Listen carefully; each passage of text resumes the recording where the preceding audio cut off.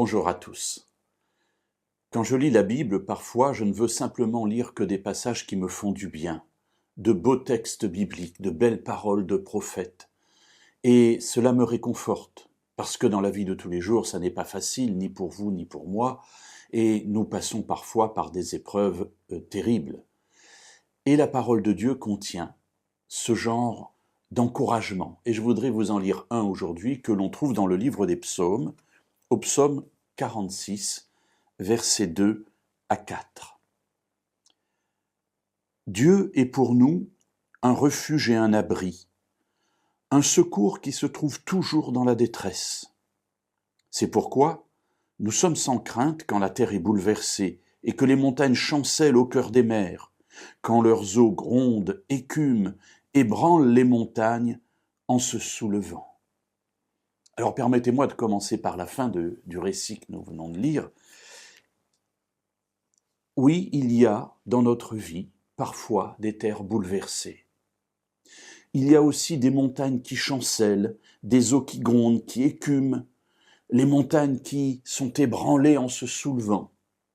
Voilà comment ici les fils de Corée expriment les difficultés par lesquelles nous pouvons passer dans la vie de tous les jours. Mais ils commencent ce passage en disant toute leur espérance en Dieu et toute leur joie. Dieu est pour nous un refuge et un appui, un secours qui se trouve toujours dans la détresse. Pourquoi ce passage me fait du bien ? Tout simplement parce qu'il n'évite pas de me dire que notre vie n'est pas facile. Mes amis, souvent j'entends des personnes dire « oui, si tu es avec Dieu, tout ira bien ». Ben non, mes amis, on est avec Dieu et tout ne va pas bien. C'est une utopie.